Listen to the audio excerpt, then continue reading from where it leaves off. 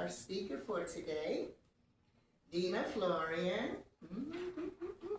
And you know, we all know Deana. We don't have to give a biography, but you know I don't roll like that. I love to give introductions. And I like to make somebody feel like they're a paid speaker when they come up here. Everybody has something important to say and leaves us with something to think about when we leave here.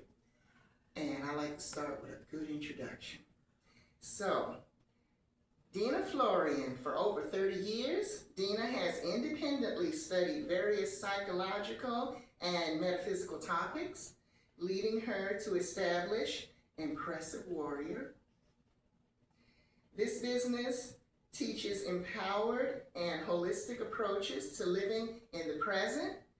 In more recent years, she has become an avid gardener, a homesteader, and Deana is a mother, a member of this church, a healer, and the vice president of the Lighthouse Chapel. And with that, I give you Sister Deana. Come on down. My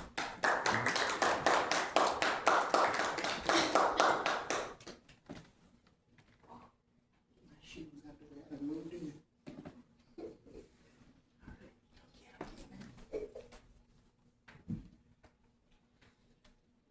Good morning, everybody. Good morning. Good morning. So, how many people here have ever dealt with chronic pain? Yeah, it doesn't go away. And so, would you change that if you could? Yes. Of course, right? So, today we're going to discuss some ways that our physical body ties in with our spiritual journey. We're talking about how our consciousness creates healing within the body. We'll discuss the light body concept and the astral awareness in the now. We'll touch on the concept of the transition from the carbon-based system that we were born into the crystalline-based body. And we'll also need to get a little bit scientific as we talk about the fascia as one way that we filter and store somatic vibrations from the field of consciousness that surrounds us at all times. So let's get started with the science and get that out of the way first with fascia. How many here have heard of the fascia system in the body? Yeah, that's no surprise because we're all healers in our own right. And I'm assuming that you guys have worked with your own healing of your fascia systems. So that's good. So fascia, for those that are needing the review, is like a cobweb network within the body of connective tissue. It's the only electrical system that's running. Physically, it keeps everything protected. There are 3 types of fascia that we've come to know of at this time. The first one is directly below the skin surface, and it holds everything inside the body where it belongs. This fascia is a buffer between the skin and the muscular skeletal system and the structures there, and it holds the shape of our body and effectively allows us to stand at all. The second type of fascia wraps around every muscle fiber, every muscle group, and every tendon, as well as it creates the outer surface of the bones that we have in our body. In this way, it insulates and cushions the muscles as they move against each other when the body is under movement. The third type of fascia is the visceral fascia, found encapsulating every organ that we have. So it's literally one of the most prevalent systems within the body. And in fact, cellulite has even been identified to be calcified fascia, meaning that it's become rigid and lacks fluidity. So one of the most interesting things about fascia is that it moves with its fibrous connections, the little cobweb connections, and rearranges itself into a sacred geometrical pattern, a hexagonal pattern. But under anesthetic or in death, when the body's most often observed and studied, the fibers end up flattening out and losing their pattern structure, and so it lost some of its initial impact when people would investigate the body. But now with modern technology, they can see into the body when it's alert and aware. And so this falling into the flattened out patterns rather than the sacred geometrical patterns signifies a potential link to consciousness. In fact, our fascia is lined with liquid crystals. Hydration and absorption of water can be very therapeutic in this way, because even if we're downing a bunch of water, if we don't have, let's say, the correct amount of salt in our cellular structure, then the water just passes through and then is just flushing out the nutrients that we could absorb. So it's a dual-edged thing. We have to hydrate, and we also have to hold on to the water in that system for the cushion and the protection. And if anybody here has heard of Dr. Emoto's water crystal experiments, about 100 times, right? It's been proven that water holds memory and organizes itself into nice, neat geometric patterns if love is spoken over it, or kindness, but it will break down and deconstruct if it's told something negative or hurtful. And if we can imagine, we are in fact all one in this world, our mind, our body, our spirit. We don't register differently to words that we are speaking over ourselves or over another. And so it can be very important to pay attention to the words that are coming up, whether we speak them or just feel them or think them, whether it's about us or about somebody else. It tells us something that's going on about our own journey. And so the impact, whether we speak over ourselves or another, is arguably the same. So we have our entire body shrink wrapped in liquid somatic energy, layer upon layer, cobweb over cobweb. And so it happens like this in our livelihood as we are going through our lessons and our growth and maturation. Everything gets layered on top of layer. And so if we have an injury or something that happens at a certain point in time, such as something that kinks up a muscle, then it compounds and it binds up the areas and tissues further around that.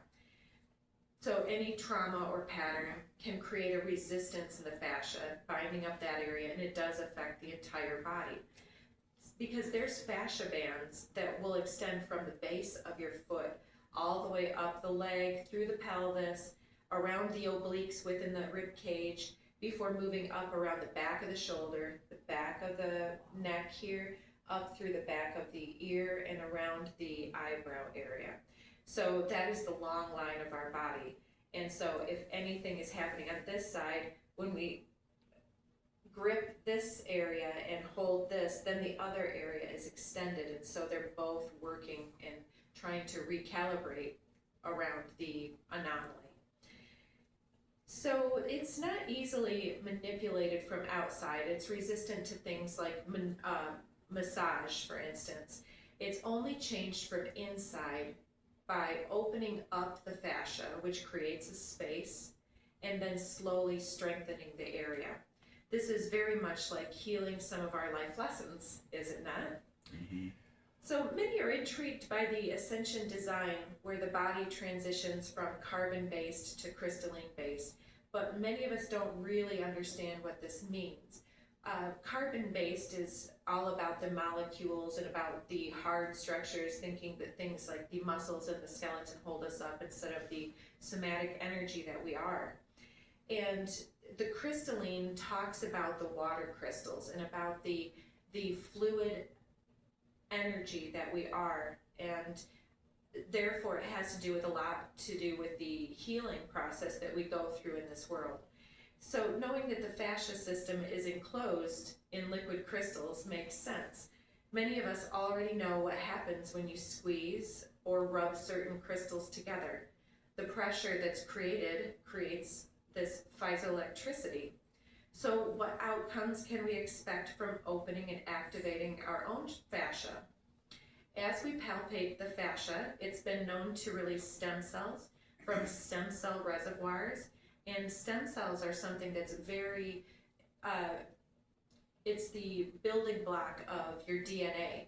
And so when you're going through things like chemotherapy or cancer treatments, they will give you stem cells to help boost your immune system and help to reproduce any of the stem cells in your system. And all the time when we're tapping into our stem cells, we're actually reinvigorating our youth aspect of ourselves. And it lowers inflammation as well. It increases collagen production. And if you remember from different speeches I've given, the collagen system is one of the most basic. It has to do with creating our DNA. It has to do with muscles and tissues and eyesight and moods and so many other things. But our collagen production decreases significantly after about middle age. And that is what is most attributed often to aging and to the crepey skin and things like this. And so increasing collagen production is a good thing. And it also increases a hormone called erythrin, which is released with exercise. It's a longevity hormone. And it's been, according to one person that I read, 10 to 15 minutes of fascial work before your athletic performance increases your muscle output by 28 times. Incredible. Mm-hmm. So let's take a moment to stretch the long line of the body, if you'll indulge me, from a sitting position like we are here. Gently lifting your legs just a little off the floor. You can flex your toes back to pull along the hamstring and along the back of the calf muscles there. And then if you gently dip your head down, and then you can bend forward. And as you bend forward with your legs lifted and feet flexed and your head tilted, you can feel that all the way down the spine. Yeah, and so you don't need to pull or create any type of tension when you open it. It's just a little bit of effort a day will help extend that line, and it ultimately will help work out those energies that are not moving with other types of modalities and other types of healing. So the emotional issues are always preserved in our tissues. And since the fascia network is always talking to itself and reconfiguring, it's defined by quantum terms. There's no time and no space, and everything that we've ever said about ourselves or anyone else remains in these connective tissues until opened, explored, and resolved. Knowing this, we can practice a new healing narrative, perhaps while we work with our fascia system at the same time, such as when we're healing and opening up the long line of the body, we can talk about how thankful we are for a healthy, happy operating system and putting our intentions into this. And this will create change for your body. This will create healing for your body. And reciting this instead of, oh, I hurt, or oh, I have this thing that hurts me every day. Instead of giving our attention to the pain, we can give our attention to the strategies and things that we're working out to help release the tension. So this also might look like correcting negative self-concepts or thoughts. Like when we turn and face our mirror and, oh, that looks terrible. We don't want to do that. So just recognizing and coming to our awareness when we say things like, oh, that's so stupid of me to do that, or I can't believe I missed my turn off the highway. I'm such a, whatever, numbskull. So we might have to come into our own awareness and then correct the narrative, or when we see somebody going down the street and we want to create some type of a projected energy like, oh, this person, like today we saw somebody with a very awesome cape type thing walking down the street. I think he may have been a homeless person, but his coat was on point. And so, I could have been like, oh, that guy's crazy looking, but he looked like he had something going on. So it's about paying attention to the right stuff. And this guy he's in a different position for me, so I can't hold him accountable to, be out here looking amazing. He's doing a different thing. He's in a different time zone in a way, in his own little energy there.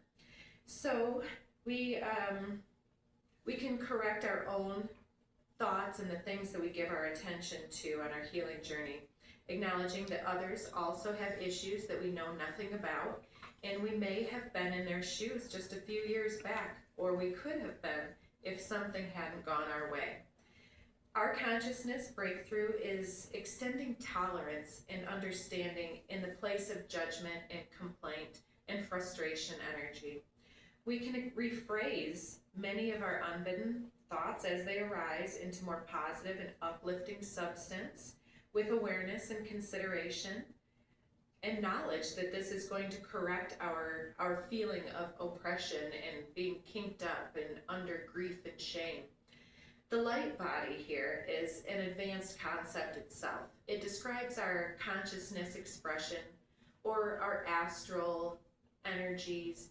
It can be based upon our chakra health, where the various developmental milestones that we've passed, we can get kinked up or stuck in different cycles of healing. And so there's different things that go on with different people, and so the light body can be a conglomeration of what point we are at our healing, but one person might have something in the root and another person something in the crown, and neither one is further ahead than the other one.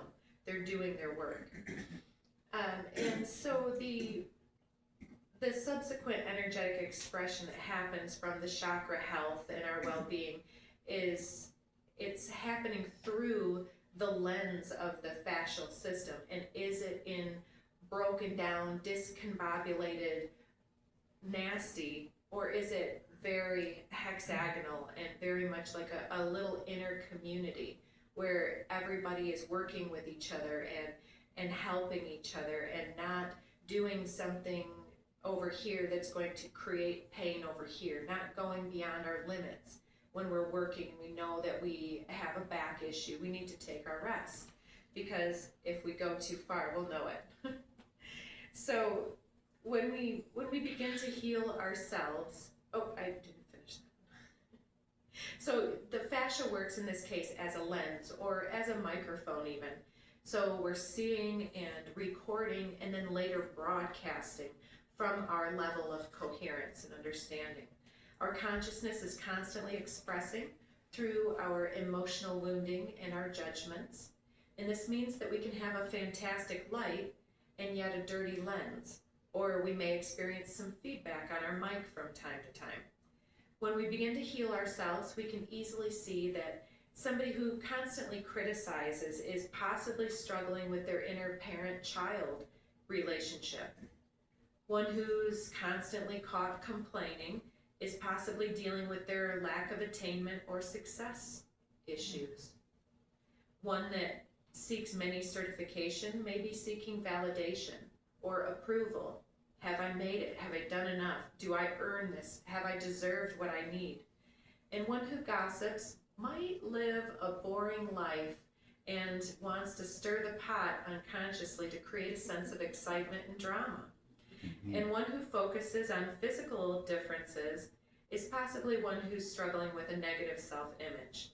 And so when we observe the obvious issues and place a name and a place to it, we can recognize that it's alive and present within the tissues of that person and within us if we're understanding and recognizing this in the mirror.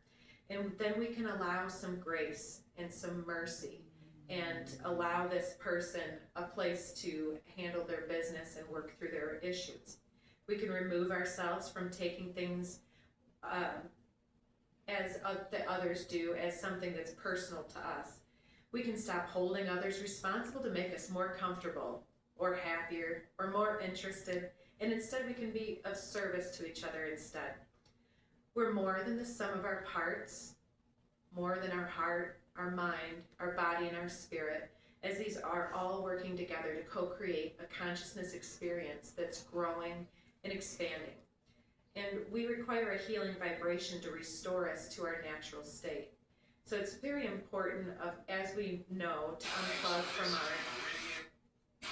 So sorry. Oh, I was wondering what that was.